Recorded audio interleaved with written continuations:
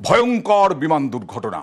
এখনো কান্না, হাহাকার, কান্নার রোল আহমেদাবাদের চাঁদখেড়ার বাড়িতে এখন শুধুই হাহাকার। কারণ গত সপ্তাহে লন্ডন থেকে ছোট ছেলে এসেছিলেন পরিবার নিয়ে বেড়াতে। গত কয়েকদিন ধরে বাড়িতে একেবারে হই চই, হাসি খুশি সব কিছু সব শেষ হয়ে গেল। রজার ডেভিড ক্রিশ্চিয়ান, রচনা ডেভিড ক্রিশ্চিয়ান মারা গেলেন ভয়াবহ বিমান দুর্ঘটনায়। লন্ডনে আর ফেরা হলো না দম্পতির।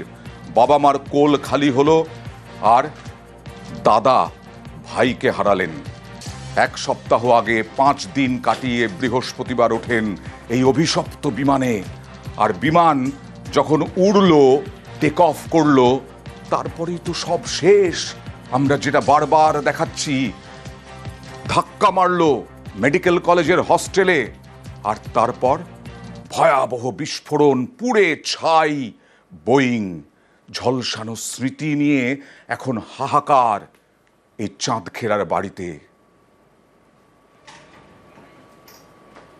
ছেলে এবং পুত্রবধূ তারা দুজনেই এই I-171 বিমানের যাত্রী ছিলেন এবং তারা দুজনেই এই মুহূর্তে शेष हो गए थे। वो लोग को सैटरडे को आए थे, 5 दिन के लिए आए थे। वो इसी फ्लाइट से आए थे, एयर इंडिया से ही। बोर्डिंग पास सब हो गया तो के पापा आप चले जाओ, आपने गाड़ी पार्किंग किया है, 1 घंटे का टाइम है, 250 रुपया है, आप ज्यादा रुकेंगे तो ज्यादा होगा, आप चले जाओ। मुझे बोल के मुझे वहाँ से कि आप घर पे चले जाओ।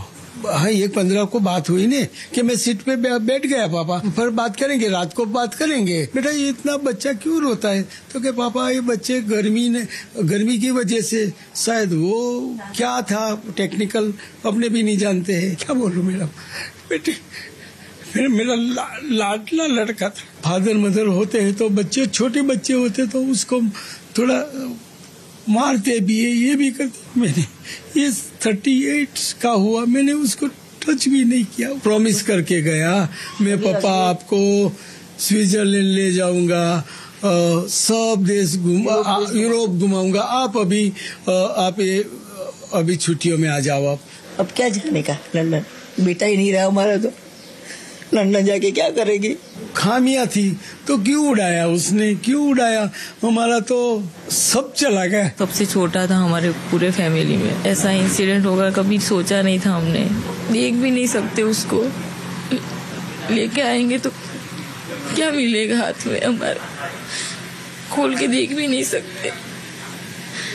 इतनी बुरी हालत, ऐसा नहीं सोचा था कि ऐसी आएगी। তাদের প্রিয়জনকে শেষবারের মতো একবার দেখতেও পারবেন না, এমন পরিস্থিতি হয়ে গিয়েছে এই বিপর্যয়ের ফলে।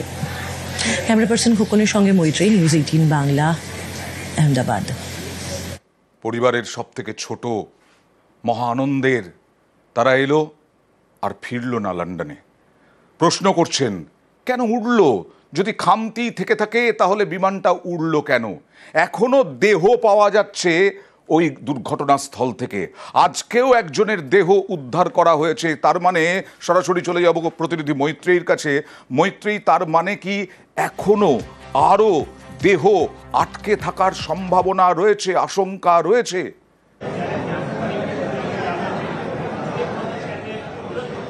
দেখো, উদ্ধারকারীরা কিন্তু তেমনটাই মনে করছেন। তার কারণ বিমানের পিছনের অংশ সেটা কিন্তু এখনো আটকে রয়েছে কার্যত একটি যে দেওয়াল রয়েছে হস্টেলের দেওয়ালের একটা অংশের সঙ্গে, এবং এখনো রেখেজের কিছু অংশ রয়েছে যে জায়গাটা এখনো পুরোপুরি ক্লিয়ার করে দেওয়া সম্ভব হয়নি। বেশ কিছু দেহ সেখানে আটকে থাকতে বলে অনুমান করছেন উদ্ধারকারী যারা রয়েছেন এবং উদ্ধারকারী এবং তাদের সঙ্গে সঙ্গে যারা তদন্তকারীরা রয়েছেন তারাও।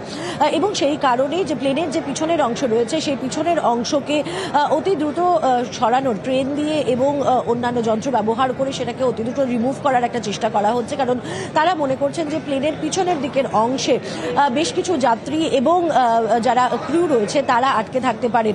এবং আজকে বেলা 11টার পর পরে যে একটি মৃতদেহ উদ্ধার হয়েছে সেটি মনে করা হচ্ছে একজন মহিলার মৃতদেহ, এবং যেহেতু একেবারে প্লেনের পিছনের দিক থেকে এই মৃতদেহ উদ্ধার হয়েছে, তাই জন্য মনে করা হচ্ছে যে এটি কোনো এয়ার হোস্টেসের মৃতদেহ হয়ে থাকতে পারে। তার কারণ আমরা জানি যে বিমানের একেবারে সামনের দিকের অংশে এবং পেছনের দিকের অংশে যখন বিমান ওঠানামা করে তখন এয়ার হোস্টেসরা সেখানেই বসেন, ফলে সেই জায়গায় দাঁড়িয়ে এটি বিমান দুর্ঘটনা।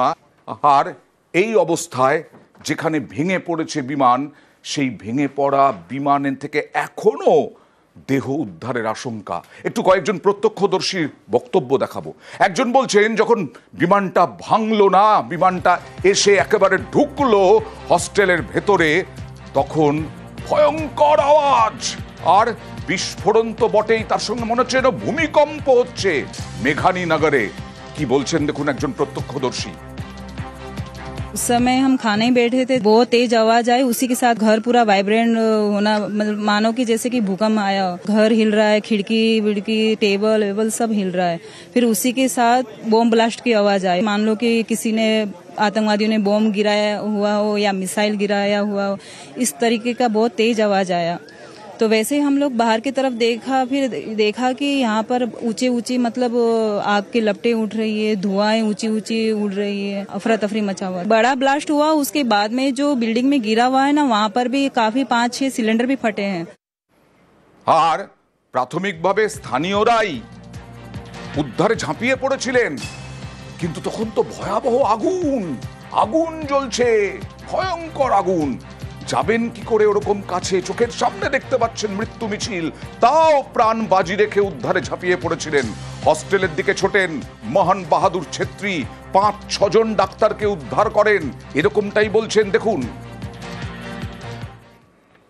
पार्किंग के नीचे बैठे थे, हमको ऐसा लगा तो बम ब्लास्ट हुआ, बम बड़ा दो बाहर जाके देखा तो विमान गिरा हुआ था नीचे। 2 दिन तो पहले जैसे विमान गिरा हुआ तो पहले 2 दिन तो घायल थे, हमने 108 में उठा के वो लोग को डाला। अंदर में हॉस्टल के अंदर तो पूरी लाशों पूरी, यानी हाथ पैर बर सब अलग अलग था सब। न्यू लक्ष्मी नगर लड़का भी ऑफ हो गया, 13 साल का आकाश नाम करके लड़का है, देवी पूजक सो रहा था, खत्ते पे सो रहा था वो, वहाँ पे बचाना ही है बस, ऐसा ही हम मर जाएगा पोसाएगा, दूसरे को बचाना ही, ऐसा हम घुस गए। कोई किसी को जिंदा बचा पाए आप वहाँ से? दो लेडीज को बचाया हमने वहाँ से। আর বলছিলাম না, দাউ দাউ করে আগুন জ্বলছে দেখুন। ঠিক সেই গতকাল যে ছবিটা আমরা দেখাচ্ছিলাম, গতকাল থেকে যেটা দেখাচ্ছি, এই যে কিশোরের মা, যে কিশোর মরে গেছে, তার চায়ের দোকানে, মায়ের চায়ের দোকানে ঘুমিয়েছিল, সেই কিশোর মরে গেছে। এই ভদ্র মহিলাও তার সন্তানকে, সেই কিশোরকে বাঁচানোর চেষ্টা করেছিলেন, হয়নি, বাঁচাতে পারেননি, নিজেও গুরুতর আহত। আর আরো একজন জিতেন পাটানি, তিনিও উদ্ধার করার চেষ্টা করলেন।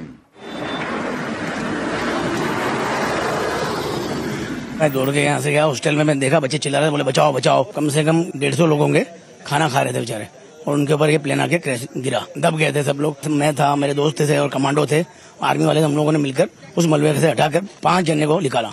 और उनकी आदत बहुत बुरी थी, लेकिन थे सब जिंदे, कुछ बेहोश हो गए थे, कोई को पाँव में लगा, कोई को हाथ में लगा, ऐसे ब्लड निकला था और चारों तरफ खून ही खून था। फिर हम लोगों ने उनको निकाल कर सुलाकर वहाँ ले गए नीचे, एम्बुलेंस आ गई थी, एम्बुलेंस में बिठाकर ले गए। चारों तरफ धुआं था, आग लगी हुई थी। मेरे फ्रेंड लोगों ने और मेडिकल वाले जो स्टूडेंट वो लोग फायर का लेके आए थे बुझाने के लिए, तो उन्होंने उनसे आग बुझाई। वो उस दिन का मैं मंजर भूल नहीं सकता, मेरी लाइफ में फर्स्ट टाइम मैंने देखा ऐसा सीन। আর বোয়িং বিমানের এই দুর্ঘটনা, তার তদন্ত চলছে। তদন্তে এখনো পর্যন্ত বোয়িং 787 এর সুরক্ষার বিষয়টা খতিয়ে দেখা হচ্ছে। কেন কয়েক সেকেন্ডের মধ্যে এই রকম ভাবে ধ্বংস হয়ে গেল এত জনের প্রাণ নিয়ে? সব বোয়িং 787 এর সুরক্ষা ব্যবস্থা যাচাইয়ের পর প্রয়োজনীয় কোনো পদক্ষেপ বৈঠকের পর জানালেন অসামরিক বিমান পরিবহন মন্ত্রী। We do have a very strict protocol, robust protocol, which we follow every time. When the incident happened, we also felt that there is a need to do an extended surveillance into the Boeing 787 series. From the DGCA, we have also given an order to do the extended surveillance for the 787 planes. There are 34 in our Indian aircraft fleet today. As the investigation is going to proceed and the report is going to come, whatever necessary steps are needed to be taken, we are going to ensure that without any hesitation, we are going to improve every necessary thing that is going to come our way to improve the safety. এই যে ছবিটা, এটা একেবারে viral, গোটা বিশ্ব দেখছে। এই ছবিটা একজন কিশোর তুলেছিল। কেন তুলেছিল? গ্রামে ওই কিশোর ফ্লাইট দেখতে পায় না, এরোপ্লেন দেখতে পায় না, আর তাই শহরে এসে তার মনে হয়েছিল ছবিটা তুলে রাখি। এত বড় প্লেন আকাশ দিয়ে উড়ে যাচ্ছে, তার স্বপ্ন পূরণ হবে। কিন্তু সেই ক্যামেরা বন্দি হলো কিশোর যেটা করলো, তারও তখন আটকে উঠেছিল সেই কিশোরও। ভয়ঙ্কর অভিজ্ঞতার কথা জানালো 17 বছরের আরিয়ান। अहमदाबाद में जो प्लेन दुर्घटना का जो हादसा हुआ है, और वो जो प्लेन क्रैश हुआ था उसका एक वीडियो भी वायरल हुआ है। और जो वीडियो वायरल हुआ है वो एक बच्चे आर्यन ने वो वीडियो लिया था। वो आर्यन हमारे साथ है। मैं गांव में रहता हूँ, इसलिए मेरे गांव से पास से विमान जाता नहीं, इसलिए मेरे कभी देखा नहीं था, इसलिए पहली बार ही अहमदाबाद आया था। और अहमदाबाद से पास से विमान जा रहा था, तो मैंने लगा वीडियो उतार दूँ, मेरे दोस्त को दिखाऊंगा, ऐसा करके वीडियो उतारा था। प्लेन ऐसे करके जा रहा था, और वहाँ मैं कर रहा था कि वहाँ एयरपोर्ट है तो लैंडिंग कर रहा है, ऐसा मैंने लगा। वहाँ जाके ब्लास्ट हो गया, मैंने सोचा भी नहीं था, मैं घबरा गया था। वो डर गए थे, उसे कहा घर जाना है, मुझे डर लग रहा है। फिर बाद में पापा का फोन आया, फिर पापा को सब बताया कि ऐसा ऐसा हुआ है, और उनको वीडियो भी भेज दिया।